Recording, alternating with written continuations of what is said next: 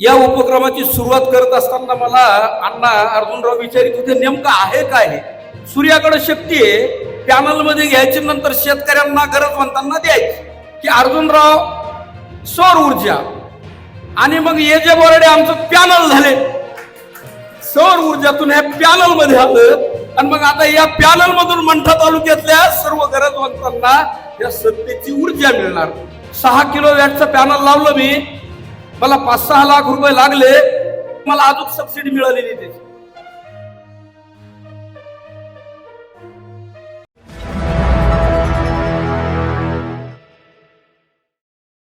प्रभात किरण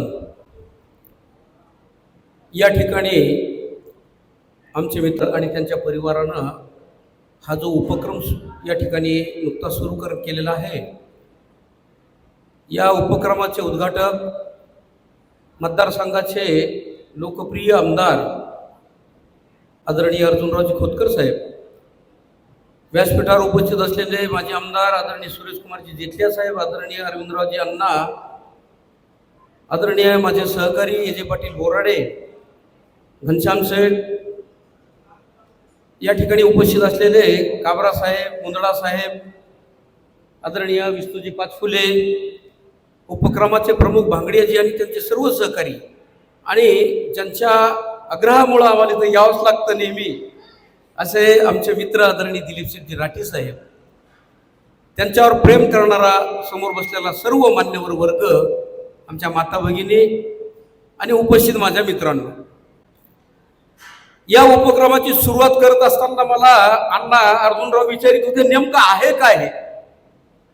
तर म्हणलं यांना आपल्या राजकीय भाषेत सांगू का तुम्हाला हे काय आहे. हे असं आहे म्हणलं की ज्याच्याकडे शक्ती आहे ती त्या पॅनल मध्ये घ्यायची. सूर्याकडे शक्ती आहे, पॅनल मध्ये घ्यायची, नंतर शेतकऱ्यांना गरजवंतांना द्यायची. उदाहरण कसं आहे म्हटलं की अर्जुनराव सौर ऊर्जा आणि मग हे जे बोर्डे आमचं पॅनल झाले, सौर ऊर्जातून हे पॅनल मध्ये आलं आणि मग आता या पॅनल मधून मंठा तालुक्यातल्या सर्व गरजवंतांना या सत्तेची ऊर्जा मिळणार. हे आमच्या असं राजकीय भाषेत झालं. पण आजच्या काळामध्ये यातला विनोदाचा भाग जरी सोडला तरी आजच्या या राजकारणामध्ये, आपल्या आजच्या काळामध्ये सौर ऊर्जेचं महत्व केंद्र सरकारपासून राज्य सरकारांना अत्यंत चांगल्या पद्धतीनं कळालेलं आहे.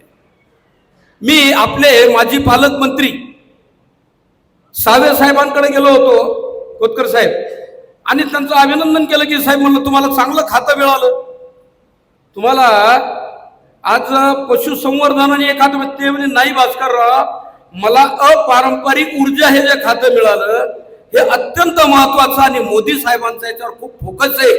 याच वर्षी महाराष्ट्रासाठी 60,000 कोटीची तरतूद ही अपारंपरिक ऊर्जेसाठी करण्यात आली आणि पुढच्या 2 वर्षामध्ये 2 लाख कोटी रुपये मिळणार. याचं कारण काय, आम्ही आजपर्यंत जी ऊर्जा वापरतो ही प्रदूषण निर्माण करणारी ऊर्जा, कोळशापासून वीज तयार होते, पाण्यापासून तयार होते, पण कोळशापासून वीज जी तयार होते यामध्ये खूप मोठ्या प्रमाणामध्ये आपण या पर्यावरणाचा समतोल बिघडवत असतो.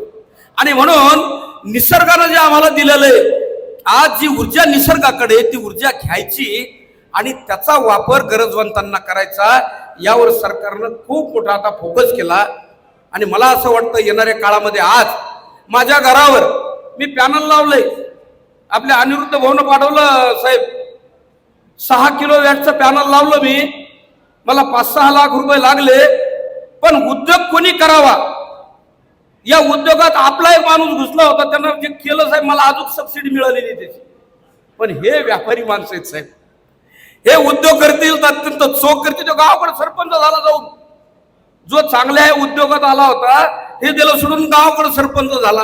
ही व्यापारी मंडळी जे काही करतील ते सचोटीनं, प्रामाणिकपणानं, अभ्यास करून, आणि म्हणून मला विश्वास आहे की भांगडिया साहेब, तुम्ही जो उपक्रम केला याचा निश्चितपणानं शहराला, गरजवंतांना फायदा होणार आहे. आणि मी दिलीप शेठला विचारतो, जवळपास 60-70 लोकांना रोजगार प्रत्यक्ष इथं आणि अप्रत्यक्ष अनेकांना रोजगार या उपक्रमातून होणार असल्या कारणानं तुमच्या या उपक्रमाला मनपूर्वक शुभेच्छा. आज आपल्या हिंदू धर्माचा पहिला दिवस, या दिवशी या पहिल्या दिवशी हिंदू धर्माच्या आपण हा उपक्रम सुरू केला.